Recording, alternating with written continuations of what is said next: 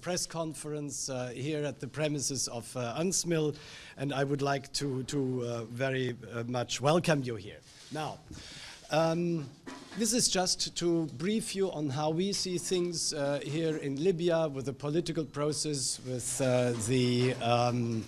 also the security situation, how we see it. I will briefly say a few words and then open up to questions and answers. I've been here now a little bit more than 2 months. I started here 17th of November, so this was quite an exciting time. It was the preparation of the Skhirat Agreement, then the Skhirat Agreement, and now we are in the implementation phase and in the post-Skhirat phase. I think المسار في الاستقرار والأمن في ليبيا. شكرا جزيلا على مجيئكم إلى هنا. طبعا أنا أردت أن أعقد هذا اللقاء الصحفي في وقت مبكر لأتمنى لكم سنة سعيدة، لكن كما هي الحال هنا الأمور يعني حالت دون ذلك وحصل التأخير، لكن أعتبر هذا اللقاء الصحفي أو هذا الاجتماع الصحفي هو بمثابة إحاطة حول العام الجديد وفيما يتعلق بالتطورات السياسية نعقده هنا في مقر بعثة الأمم المتحدة للدعم في ليبيا.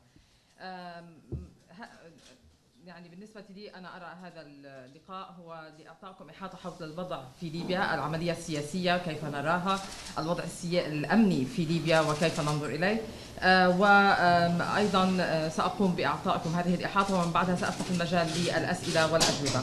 أنا مضى على وجودي هنا بضعة أشهر، لقد بدأت العمل في 17/11 وكانت هذه مرحلة مليئة بالأحداث. عندما وصلت إلى هنا كانت مرحلة الإعداد لاتفاق الصخيرات، ومن ثم حصل اتفاق الصخيرات، والآن نحن في مرحلة تنفيذ اتفاق الصخيرات، أي مرحلة ما بعد اتفاق الصخيرات. Well, with the Libyan interlocutors right after the signature of the Libyan political agreement, we defined 5 principles. طبعا نحن قمنا بتحديد 5 مبادئ مع المحاورين الليبيين في أعقاب توقيع الاتفاق السياسي الليبي. And this was discussed in several visits in Libya, in Sharad, in Al-Baida, in Tobruk, and in Tripoli. وتم مناقشة هذه المبادئ في عدة اجتماعات حصلت في ليبيا، في شحات، في البيضاء، في طبرق وفي طرابلس. The first principle is that I encouraged and urged all interlocutors to continue to act and to accept the Libyan political agreement now as the basis of the political process. طبعا المبدأ الأول هو أننا نحث ونشجع جميع الأطراف الليبية بقبول الاتفاق السياسي الليبي كأساس للعملية السياسية. The second principle is the principle that there should be no activities outside the United Nations framework. المبدأ الثاني هو عدم وجود أي أنشطة خارج إطار الأمم المتحدة. The third principle is that I would like to broaden the basis of acceptance of the Libyan political agreement. المبدأ الثالث هو أني أود في توسيع قاعدة قبول الاتفاق السياسي الليبي. Nobody should be marginalized. I always addressed myself to those who were not in Skhirat. لا يجب تهميش أي أحد، وأنا دائما كنت أتوجه بكلامي لأولئك الأشخاص الذين لم يتواجدوا في الصخيرات. These are opponents, these are tribal dignitaries, these are municipalities, to bring them on board on the Libyan political agreement. هؤلاء الأشخاص يضمون معارضين للاتفاق، وجهاء القبائل والمقاطعين، دائما يعني نحثهم على الانضمام لهذا الاتفاق. Now the fourth principle is there should be a peaceful transfer of power, the rejection of violence, to use violence for a political purpose. المبدأ الرابع هو الانتقال السلمي للسلطة، رفض ونبذ العنف ورفض أن يكون هناك انتقال سياسي من خلال العنف. And the fifth and last principle, but which is could also be the first principle, this is the Libyan ownership of the process. المبدأ الخامس والأخير واللي ممكن أن يكون المبدأ الأول وهو الملكية الليبية للعملية. We United Nations, we never interfere in the domestic affairs. نحن كأمم متحدة لا نتدخل في المسائل الداخلية. It must be Libyan-led, not UN-led. It is Libyan-led with the UN assistance. يجب أن تكون هذه العملية بقيادة ليبية وليس بقيادة الأمم المتحدة، بقيادة ليبية وبمساعدة من الأمم المتحدة. Now, where do we stand today? أين وصلنا اليوم؟ First of all, I would like to congratulate the Presidency Council. أولاً أود أن أتقدم بالتهنئة لمجلس الرئاسة. They had the first step was to the Presidency Council to present a government of national accord within 30 days. طبعا كانت الخطوة الأولى المطلوبة من مجلس الرئاسة تقديم قائمة بأعضاء حكومة الوفاق خلال 30 يوما. It was done within 32 days, but I think this is quite acceptable, and I really congratulate them for having sticked to the timeline of the Libyan political agreement, given the fact that they did not meet immediately after this Rirat agreement, but they met on the 3rd of January for the first time.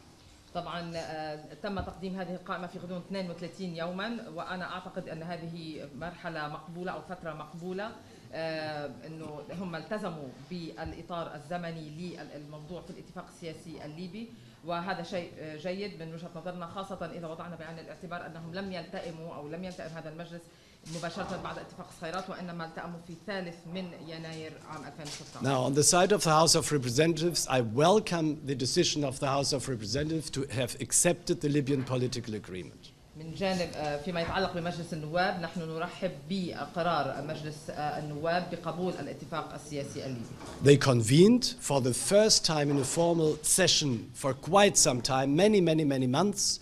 They voted and they accepted in principle the Libyan political agreement. طبعا هما انعقد مجلس النواب للمرة الأولى منذ فترة طويلة للغاية، لم ينعقد مجلس النواب بصورة رسمية لأشهر عديدة، وقام بالتصويت بقبول الاتفاق السياسي الليبي قبولا مبدئيا. The two members who did not vote for the government of national unity, they are now back in the Presidency Council. عضوي مجلس الرئاسة الذين لم يصوتوا على حكومة الوحدة الوطنية هم عادوا الآن إلى مجلس الرئاسة. And many HOR boycotters, they were in Tobruk and they were participating in the vote. This is a very courageous decision, and I particularly applaud those who went to Tobruk for taking the risk and for taking these courageous steps.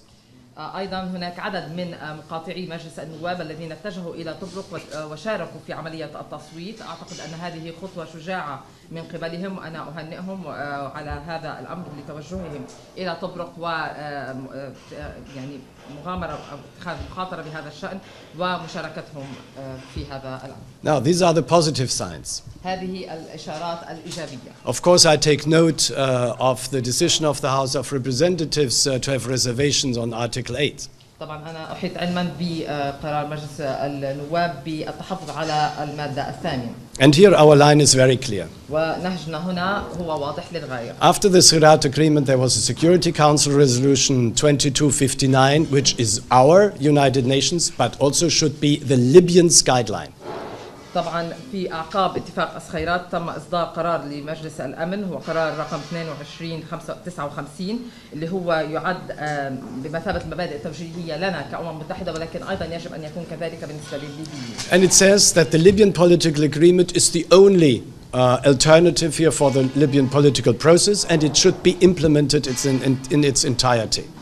وينص هذا القرار على أن الاتفاق السياسي الليبي هو الخيار الوحيد للعملية السياسية في ليبيا، ويجب أن يتم تنفيذه بأكمله. Now it is, if somebody wants to change the Libyan political agreement, there are mechanisms inside the Libyan political agreement. في حال إذا أراد أن تعديل الاتفاق السياسي الليبي، هناك آليات منصوص عليها في داخل الاتفاق السياسي الليبي. And this mechanism is very clear. وهذه الآلية واضحة للغاية. It says that any changes only can be done by the House of Representatives in consensus with the State Council. تقول بأنه أي تعديلات لن تكون ممكنة إلا من خلال مجلس النواب بالتوافق مع مجلس الدولة. There can be no unilateral kind of change. لا يكون بالإمكان إحداث تغيير أحادي الجانب. In this question, the State Council and the House of Representatives, they are like Siamese twins. في هذه المسألة وفي هذا الأمر مجلس الدولة ومجلس النواب هما بمثابة أو مثل التوأم السيامي الملتصقين. That's why coming to the third pillar of the agreement, the State Council, this does not yet exist. وهذا يعني يأتي بنا إلى العنصر الثالث أو الركيزة الثالثة للاتفاق السياسي، وهي مجلس الدولة الذي لم يوجد بعد. And I urge all those who now want to convene the State Council to go ahead and to have this third pillar as a strong pillar in place. وأنا بهذا الصدد أحث الجميع على عقد اجتماع لمجلس الدولة ولتمكين هذا المجلس أن يكون ركيزة ثالثة قوية في هذه العملية. Now this is a triangle with the government of national court, the House of Representatives as a strong parliament, and the State Council with the competencies as they are inside the Libyan political agreement. طبعا هذا بمثابة مثلث، هناك على رأس حكومة الاتفاق الوطني مجلس النواب كهيئة قوية، وأيضا مجلس الدولة بالصلاحيات المعطاة له ضمن الاتفاق السياسي الليبي. Now we accompany all these three institutions to bring about the necessary next steps. نحن نرافق هذه المؤسسات الثلاثة لاتخاذ الخطوات اللازمة التالية. This is first of all now the House of Representatives decided to give back the names of the ministers of government of national accord to the Presidency Council, and they have time 10 days now to submit a new cabinet list. المسألة الأولى هي أن قرار مجلس النواب بإعادة قائمة الأسماء حكومة الوفاق الوطني إلى مجلس الرئاسة، وأمام مجلس الرئاسة الآن 10 أيام لاتخاذ قرار بهذا الأمر. And as I said, it's also very important now to have the State Council as the third pillar in place. وكما قلت الآن أنه مهم جدا وضع مجلس الدولة كركيزة ثالثة قوية. And the third point is really the security questions to, at the end of the day, the Presidency Council, the government must be in Tripoli. والنقطة الثالثة تتعلق بالشأن الأمني، لأنه في نهاية المطاف يتوجب على المجلس الرئاسي والحكومة التواجد في طرابلس. I see three driving factors. أجد هناك من وجهة نظري 3 عوامل دافعة بهذا. The first one is the expansion of the Daesh. العنصر الأول هو توسع داعش. And sometimes I think that the political process is slower than the military process. وأحيانا أشعر بأن العملية السياسية أبطأ من العملية العسكرية. But the political process must be faster than the military expansion of the Daesh. لكن العملية السياسية يجب أن تكون أسرع من توسع العسكري لداعش. The second driving factor is the dire humanitarian situation. العامل الثاني هو الوضع الإنساني المتردي. 2.4 million people are in need of humanitarian assistance. يوجد 2.4 مليون شخص بحاجة إلى مساعدات إنسانية. Out of 6 million Libyans, and 1.3 million are in need of food aid. هذا من أصل 6 ملايين، وهناك 1.3 مليون بحاجة لمساعدات غذائية. And this is really not acceptable for the Libyans to live in a rich country and to be dependent on humanitarian assistance. طبعا هذا حقيقة هذا أمر غير مقبول إنه للليبيين أن يعيشوا في بلد غني ويكونوا معتمدين على المساعدات الإنسانية. Our special focus is here on Benghazi. تركيزنا الآن هو على بنغازي. We are working with everybody now and bringing about regular humanitarian ceasefires to Benghazi. نحن الآن نعمل مع جميع الأطراف لتحقيق عمليات وقف إطلاق نار إنسانية منتظمة. There should be every week one day where there is a day of peace, that people can do their shoppings and that the goods, the humanitarian goods, are able to go into Benghazi. يجب أن يكون هناك يوم في الأسبوع يكون يوم يعمه السلام، يتمكن خلاله الناس من التسوق، من قضاء حوائجهم، لتمكين دخول المواد الإنسانية. Now, the third driving factor is the financial situation of the country. The oil production is going down. There is a deficit every year of $13 billion in the budget of the central bank. طبعا العامل الثالث هو الوضع المالي، إنتاج النفط في انخفاض، هناك عجز في ميزانية المصرف المركزي يبلغ 30 مليار دولار سنوي. Now, last word, this is on the international scene. الكلمة الأخيرة تتعلق بالمشهد الدولي. I will go to Addis Ababa for the contact group tomorrow evening on Libya. أنا سأتجه إلى أديس أبابا لحضور اجتماع مجموعة الاتصال حول ليبيا غدا مساء. I found the role in the last 2 months to sum it up of the neighboring states, of the regional state and of the international community helpful. بشكل ملخص أنا وجدت الدور الذي تلعبه دول الجوار، الدول الإقليمية، دول في المجتمع الدولي، الدور الذي يلعبه يعني دور جيد ومساعد. It is in particular very important to give the African Union a greater role. مهم جدا أعتقد إنه إعطاء الاتحاد الأفريقي دور أكبر. The Daesh is expanding to the south. داعش يتوسع نحو الجنوب. There are bridgeheads in the south of Libya of terrorist cells.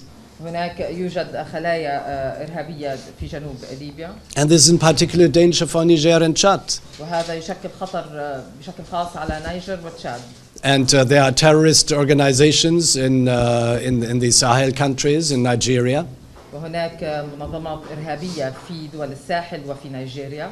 That's why I think the African Union in this fight against terrorism and other areas, they must have a bigger role. We are going to discuss this in Addis Ababa tomorrow night. لذلك السبب أعتقد بأن الاتحاد الأفريقي فيما يتعلق بمحاربة الإرهاب وجوانب أخرى يجب أن يكون لديه دور أكبر وهذا ما سنتطرق إليه غدا في أديس أبابا. Now, thank you very much for your attention and I'm open to a few questions. شكرا جزيلا على اهتمامكم وانتباهكم وسوف أفتح المجال للأسئلة. Mr. Kobler, we're seeing reports of the EU threatening to impose sanctions on certain figures that they say are obstructing the peace agreement. Do you have any comments on that? Well, the question of sanctions is at this stage not a UN topic. Yeah. في السؤال مطروح انه هناك عدة ممثلين من الاتحاد الاوروبي ينظرون في وضع عقوبات على بعض الشخصيات اللي هي تعرقل عملية السلام. فكانت الإجابة أن الأمم المتحدة في هذا الوقت لا تتدخل في موضوع العقوبات. I know that this is discussed within the European Union, but also in the United States. أعرف أن هذا الموضوع يتناقش بخصوصه في الاتحاد الأوروبي ولكن هذا أيضا يتطرق إليه في My primary objective is to broaden the basis and to bring everybody on board behind the Libyan political agreement. أنا هدفي الأساسي هو توسيع قاعدة القبول وجمع الكل حول هذا الاتفاق. But I of course understand that member states are impatient. لكنني متفهم بأن الدول الأعضاء قد نقض صدرها. That some consider the political progress as slow. البعض يعتقد أن التقدم أو الوضع السياسي هو بطيء. And some of course think that this is due to certain personalities. والبعض يعتقد أن هذا عائد لبعض الشخصيات. But as I said, this is not the topic of the UN. لكن هذا كما قلت ليس موضوع تتطرق إليه الأمم. However, I must confess I'm also sometimes impatient. لكنني يجب أن أقر بأنني أحيانا أنا أيضا ليس لدي صبر. In particular with the refusal of landing permits to the whole western sector of Libya. خاصة فيما يتعلق برفض أذونات الهبوط في القسم الغربي من البلاد. I wrote a letter to President of the GNC, Abu Sahmain, with a whole list of having refused the landing permits for United Nations planes to Tripoli, but also Zintan, Misrata, and to other areas. I think this is not acceptable. أنا قمت بكتابة رسالة وجهتها إلى رئيس المؤتمر الوطني العام أبو سهمين وأرفقت بها قائمة بالطلبات الهبوط التي تم تقديمها وتم رفضها وهذه الطلبات كانت تتعلق بطائرة الأمم المتحدة للهبوط في طرابلس ولكن ليس في طرابلس فقط وإنما أيضا في الزنتان ومصراتة وغيرها من المناطق في الجنوب الغربي وهذا أمر غير مقبول. So I have a long list of refused landing permits here. يعني أنا لدي قائمة طويلة بالرفض لأذون الهبوط. But this is not a matter of sanctions now, but this is just also to communicate that I also have my requests and I also share sometimes really the impatience. If the United Nations has a role, they have to talk and they have to dialogue. And that's why we need a daily interaction in person in Tripoli, in Misrata, in Zintan, in other areas in the West. طبعا هذا موضوع لا يتعلق بالعقوبات لكنه يظهر بأنني أقوم بتقديم طلبات وأن أيضا لدي صبري بدأ ينفذ أو ليس لدي صبر لأن الأمم المتحدة لديها دورها هو أن تتكلم وأن تحاور مع جميع الأطراف بشكل يومي داخل طرابلس ومصراتة والزنتان وغيرها من الأماكن. Jean, who next? Good morning. Are you saying in relation to the changes wished by the HOR on Article number 8 that first of all they have to vote for the whole package and then they can change whatever they change with the State Council? but first of all, they must implement it as it stands in its entirety. Secondly, a second question relating to what you just said. Do you effectively recognize the authorities in the West, Abu Sahmeh in the General Congress, when they make demands like this, you can't land here or there? Do you effectively accept their authority to do this? Yes, I have nothing to add on your first question, because the agreement is very clear. If there should be changes, it has to be done in tandem. I used Siamese twins in tandem with the State Council. The State Council is not yet there. That's why I encourage the State Council to be effective as soon as possible in order to discuss these things in a consensual way. السؤال الأول كان يتطرق بخصوص قرار مجلس النواب بخصوص المادة الثامنة. هل أنت من وجهة نظرك بأنه يجب أن يتم كخطوة أولى قبول الاتفاق بأكمله ومن ثم إدخال أي تعديلات عليه مع مجلس الدولة؟ إجابة على هذا السؤال، أنا ليس لدي ما أضيفه، ولكن لأن الاتفاق واضح جدا فيما يتعلق بكيفية التعامل مع هذا الوضع. أي تعديل على الاتفاق السياسي يجب أن يتم بين مجلس النواب ومجلس الرئاسة. أنا شبهت الوضع بالتوأم السيامي، يجب أن يتم ذلك بالتزامن معهما، ولذلك يجب أن يكون هناك مجلس دولة فاعل وعامل على الأرض.